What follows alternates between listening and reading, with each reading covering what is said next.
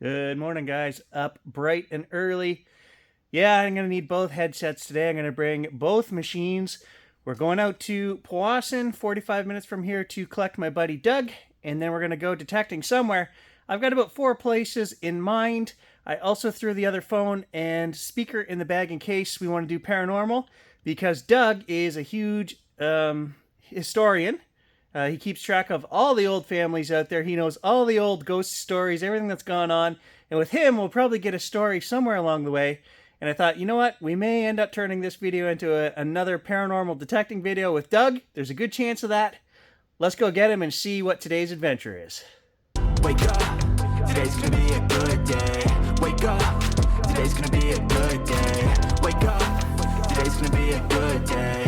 Hey guys, I'm here with Doug, and you know how I kind of alluded that it could be a history day with Doug? Well, look what he's got.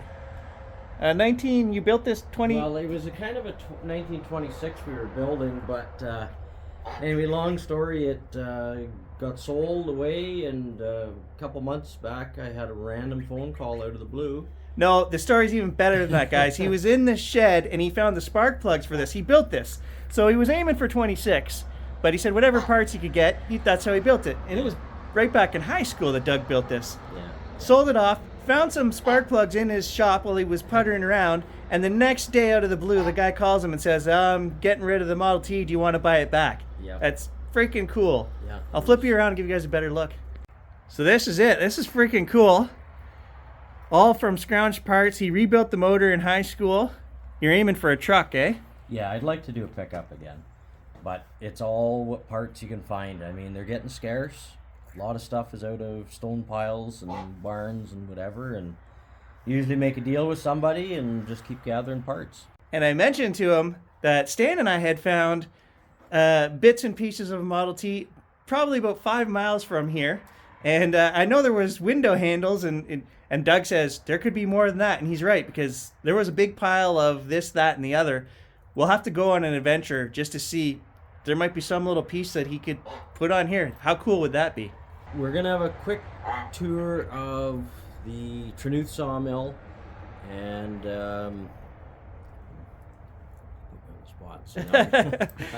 so Doug says we'll take the bike in, and Gage can run behind us. There's an old sawmill.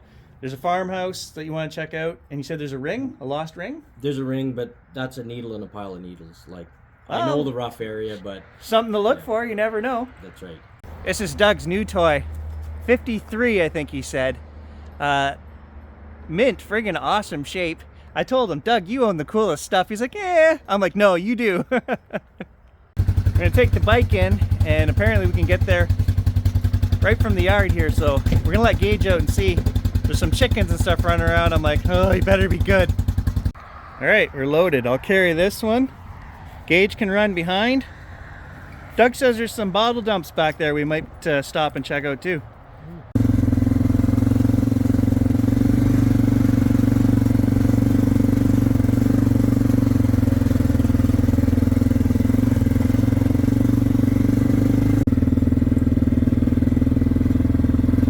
Before 1900 it was still kind of there. Doug was saying the sawmill was 1880s or earlier. I wasn't expecting it to be that old, Doug. Oh,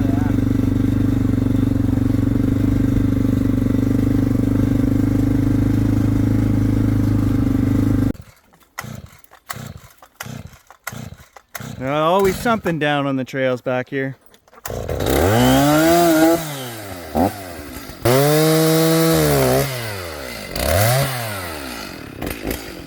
We had to get off to do another tree here, and Doug pointed out a cool fact that there's a culvert here, but you said you suspect... I think that's part of the stack from the sawmill, because it's all riveted. Yeah, I mean, that's not a culvert. They turned it into one, but you can see, I mean, that's pretty heavy duty right there. Those are bolts, but you can see the seams. Yeah, all riveted seam, and... You get it run steam and everything. Oh, and look, yeah, there's an exhaust hole right there. Yeah, yeah, so, cool. So we're just going to go in here. Doug says he can show me the spring that the farmhouse used. This is a turn-of-the-century farmstead here. Okay. Of course, Gage has got to get right in there. Oh yeah, it's ever clear looking. Right down in the mud. Dude, there's the bucket right there. Seriously. There's the old bucket for the well.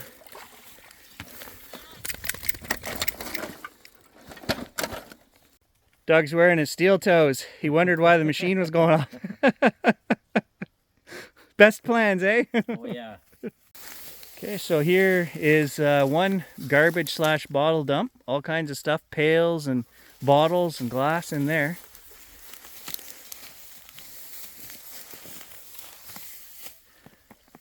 I'm not stepping down in there because I don't want Gage to go down in there and get cuts on his feet. So there was logging camps and things going on, of course, all through the area. And the first hole here I've dug part of a bed frame, probably from the 30s or 40s.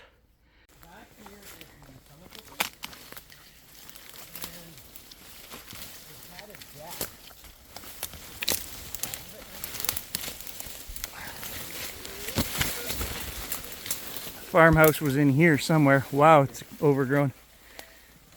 At least 1920 to 25 was the addition on the back. Okay, so this is a cool foundation here, guys. I'll try to show you. It's overgrown. The house is pre-1920. As soon as Gage gets out of the way, this is the foundation we can see here. And then they've actually got some poured. And you said that was the summer kitchen on the back of the house. Summer kitchen, right in there.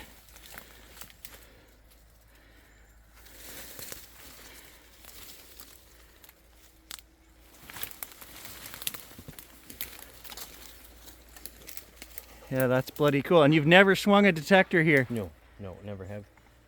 Front door was over on that side there. See, this is invaluable to have a guy with me who actually knows. When we find these things, usually we have no clue where anything was. Mm-hmm. I could even draw you a layout of what the house looked like too. So Doug says I'm standing where the porch was. Right here in this corner, right here in front of me was all porch.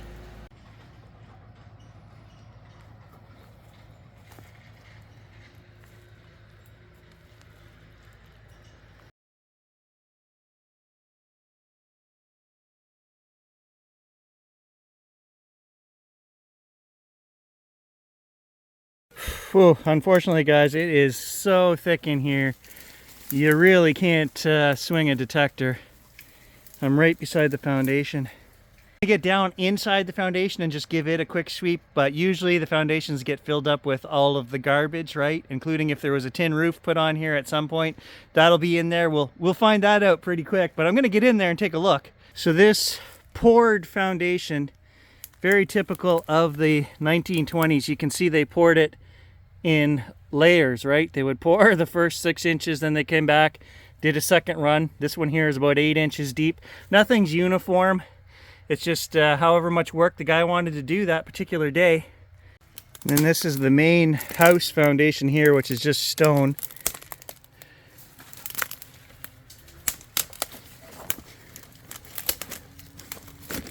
Oh, that's solid.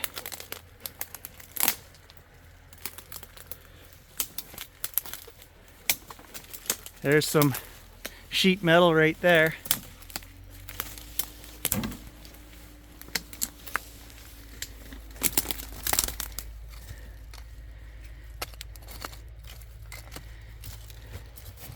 May have solved your brick mystery though. Oh yeah? I just dug a brick right here in the bottom and it's Gommel. Yeah. Yeah, so they were made at the south end of Powassan, in behind the wagon wheel. Yeah. That's where their brick plant was. And what year were they around? Throughout the 30s. 30s, okay. I think maybe into the early 50s. Well, I mean, look at the size of the tree growing up here in the bottom of the foundation. So, I mean, we know how old this place is, but it's always cool to see something like that growing right up through the middle of an old house. Well, I found it down in the bottom of the foundation here. Don't know what it is, but it's a big old chunk of iron. So Doug says this particular farmhouse was lived in until the 1940s, like the war years, and then it was tore down in the 1960s, but they did have electricity. So I saw some wire outside where the porch was there, and I wondered about that. it's still cool. I mean, we could find stuff, like I say, there's that other encampment for when the guys were logging these fields, which would be much older, down there. And there are cleared fields around here which we could detect at some point. I don't know why Doug doesn't deem this worthy enough to come back to, but or he didn't tell me for 2 years that this was here. This is a place where you're gonna find history. So Doug is up there working the front step actually with his pinpointer, which would be a great place. Maybe he could find some coins, an old skeleton key, a lock, who knows, anything. But it's so thick he can't swing the detector, but he is pinpointing up there. Did you buy an F-Pulse, Doug? Yeah.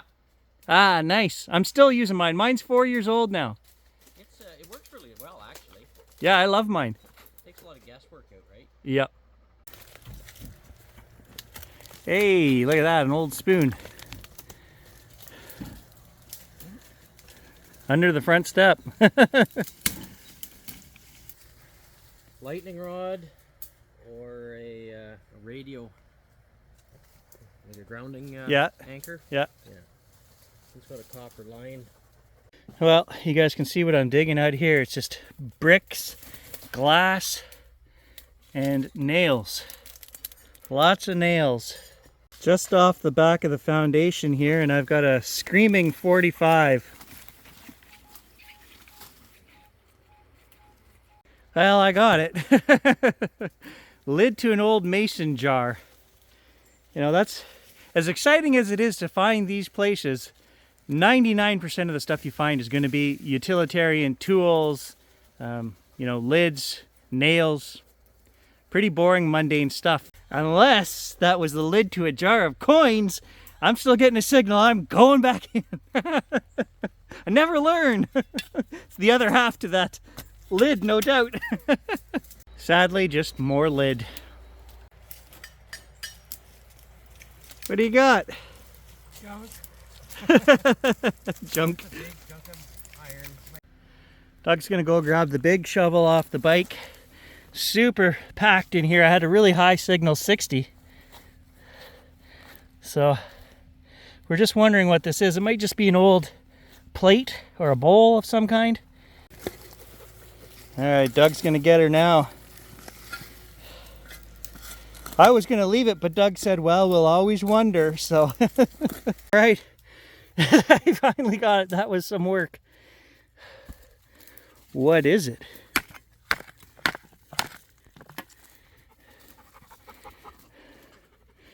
Heavy duty bowl, I think. Hey? That's heavy.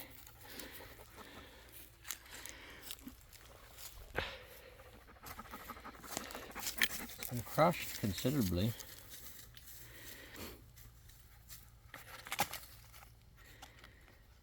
Like, it looks like it was a round container.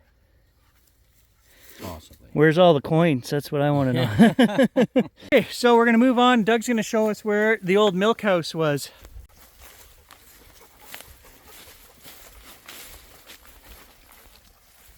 Bear shit. Oh, you guys want to know if a bear shits in the woods? Yeah, there it is. They shit right on your driveway. Yeah, when you live out here, right beside the house. Well, this was the driveway that came in right here. And then the little spring, it's not running now as it used to run year round.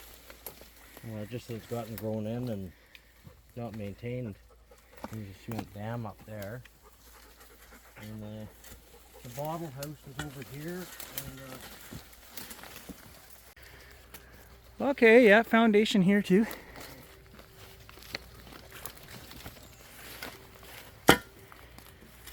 Dude, you got a whole summer of detecting right here, you know, between these 4 places. so there was a cement dam up here, so they had adequate amount of water. And then there was a line that went over the hill to the barn to water the cattle. And I think there was like a trough or something in here because they would put the milk cans in it, like it was a crib or something. And they dug it out of the side hill here, this building, so Yeah. almost kind of like a root cellar effect, I guess. Yeah, it had a concrete floor in it. And so they would have had the separators and their little bottling plant and everything like that. And they used the water from the creek to cool the milk before they delivered it. Yeah, and then the year-round. cows and everything were milked down there. So All by hand then too. so you would have been bringing by wagon load milk cans up here to store. Yes. That's a crazy amount of labor. Yeah. And right here beside that foundation is a great big pile of the old milk bottles. So we're just coming down the creek and Doug said this is where the milk cans were stored with the runoff from the creek coming in here. Yeah, keep them cool. Okay, just heading over to where the sawmill was now.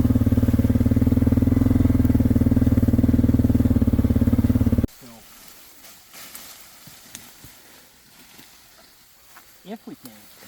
It's pretty thick. Yep. Oh yeah.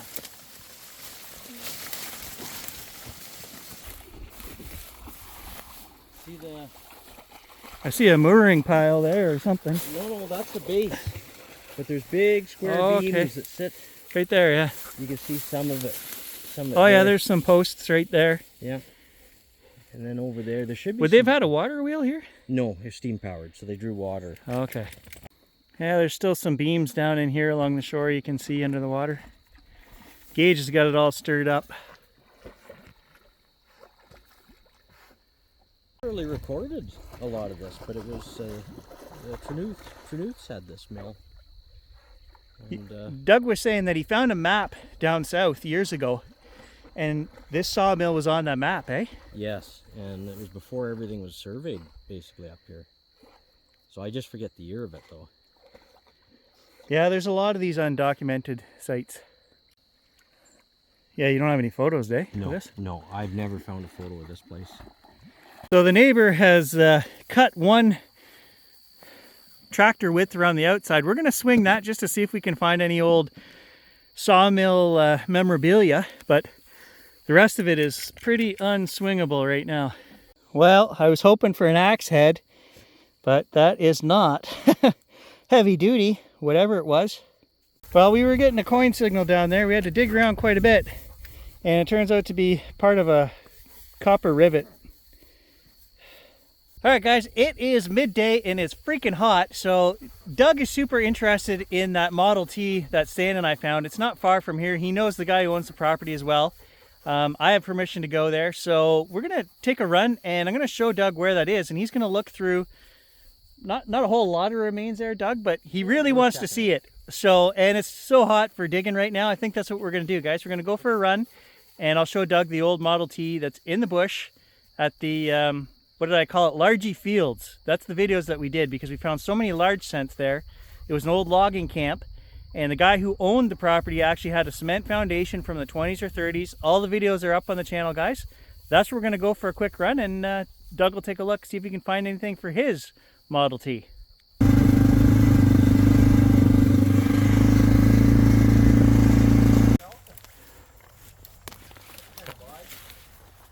So Doug says there's a bottle dump in here, and the bear got a hold of some garbage and drug it over here the other day. Oh, look at that. Yeah. What's going on?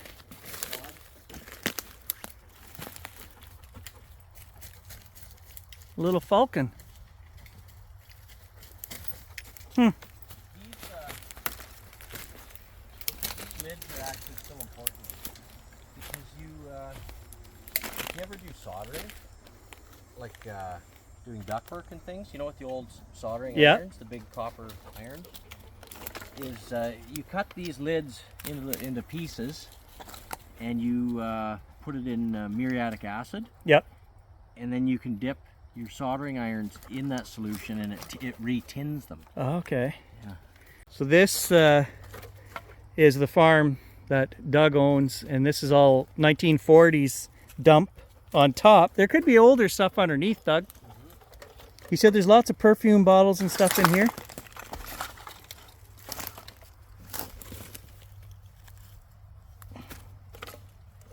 Oh, an old fancy dish with some butterflies on it. I wonder if I open that, if Doug would smell that and tell us what's in there.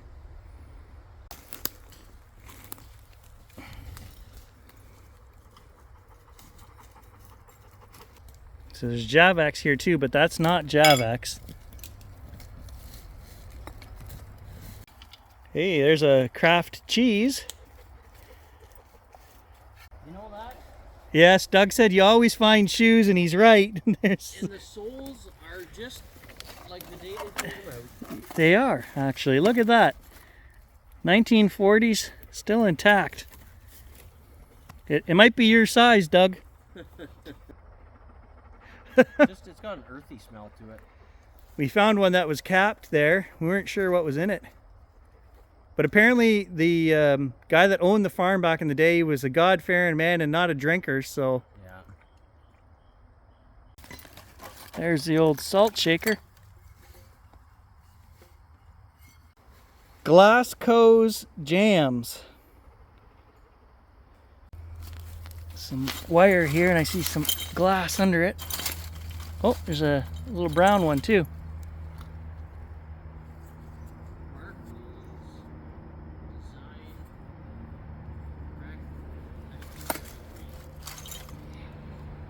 What? 1933, so all kinds of stuff buried back in here. I see more glass down here.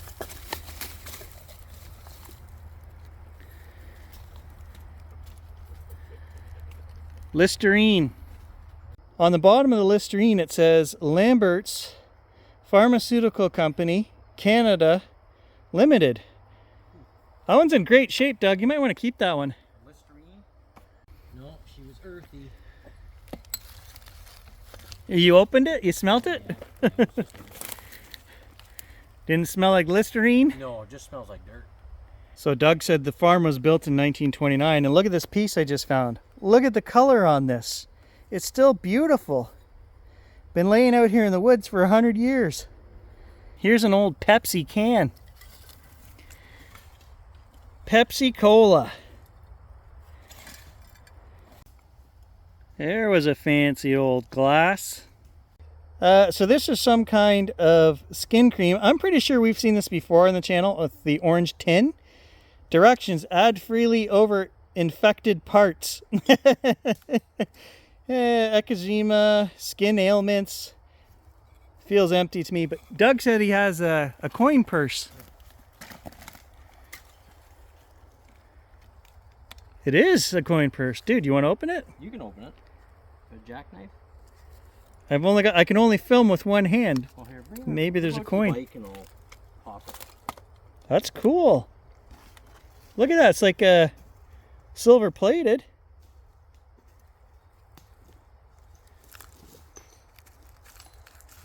Is there a coin in there? Let's go find out. So Doug's found a terrarium down here as we were making our way back to the four-wheeler. Yeah, there's one there.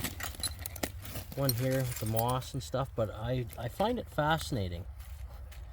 Oh, absolutely. There's a whole system growing in there, and biology. You could take that and study that. Is there even a hole in the lid? No. So it's getting moisture somehow. I'll film. Doug will crack this open and we'll see if there's a coin in there. Is there a latch on it? There's a latch right there.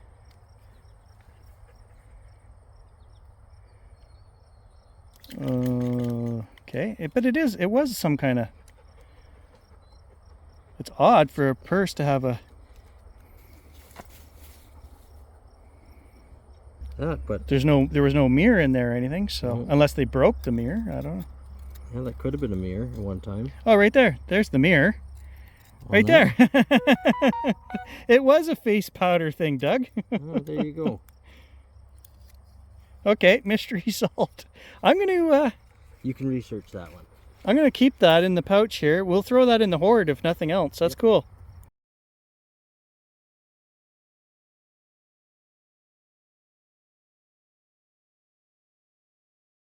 Sitting for quite a while. Another one of Doug's toys. He says he's gonna see if he can fire it up.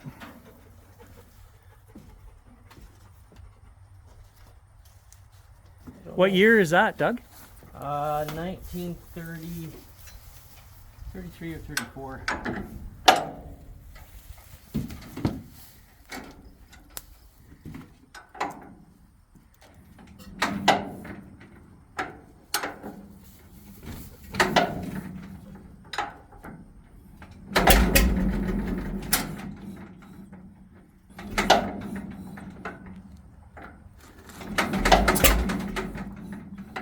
Wants to go. Oh yeah.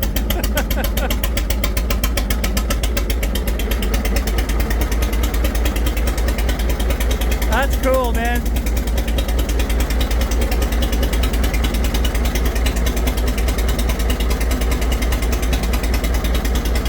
Get rid of the old junk and That tractor has been all through the township where my wife grew up and did a lot of thrashing. And like Doug said, that's from, you know, pre-war years. So there's not a lot of that stuff left because it all got scrapped. It was antiquated, and, you know, if they needed parts and metals and stuff, a lot of stuff, you know, they weren't making new ones. That's cool. I told you guys, Doug's a history guy. And here we are at the site of the Model T. Not much left. I was telling Doug, bits and pieces. The diff is here, and one rim. this is your front pulley off the engine. Right there. $48, you can have that, Doug. See anything else you want? Rear hubs. There are window arms for rolling up and down the window somewhere. Door handle. There's a headlight housing. And here's the doors that I was talking about right here. There might be handles under those panels. Here's a headlight. More panels here. That's pretty good because it's still got the fender bracket on it too.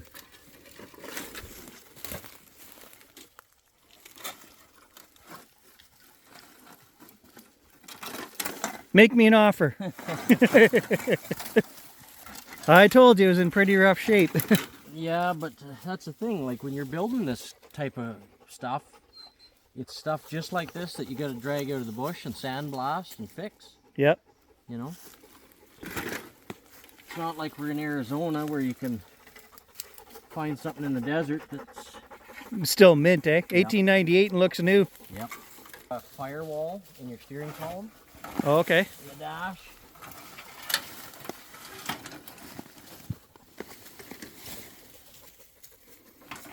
Tie rods.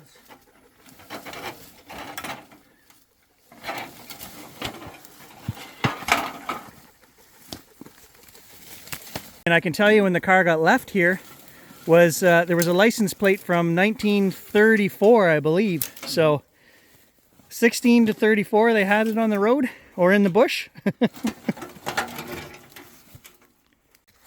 Yeah. So like that's a piece that I don't have. Just that little piece right there. You know?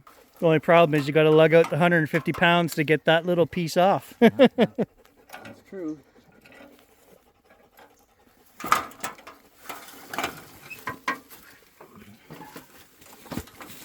Get it up off the hill.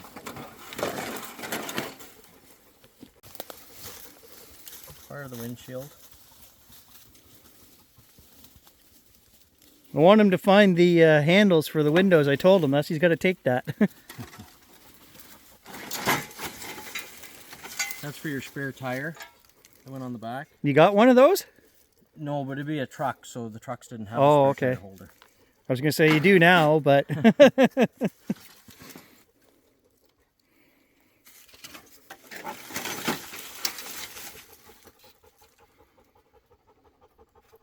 That's it was likely a sedan, because that's a piece of molding that went on the roof. okay. See all them little tacks? Yep. Where there'd be fabric over top and then into your wood.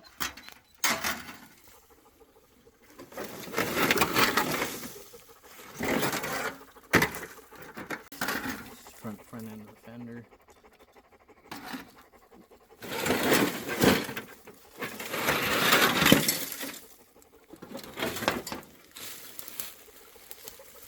You know how they say one man's junk is another man's treasure? 100%. This is basically your distributor cap off the front of the engine. There's a little Okay. iron bar that went on that to hold it on. And there's a little wheel that went around to all four of those contacts. And then you had a wire to the corresponding coils. And that was for your timing. And there was another little arm on the steering column that you would manually advance. Okay. When you your timing of your mold. Like I said, Doug, you know more about it than I do. I there's imagine there's as well. probably stuff still buried here that we didn't dig up. So Well, yeah, like when you're... There's another... I bet you all the springs are probably... okay, so Doug said we originally thought this was a 1916 because it only had one spring on it, and Doug says no, the rest probably just fell off. Yeah, like the front axle's probably around here someplace. Those are the arms that went this way, because your brake rod... Would the brake have been on a handle, like a tractor, like a squeeze handle? Yes. It's here somewhere because Yeah, I've seen it. it's right here, right at your foot. Okay, yeah, right here. I knew I had seen this.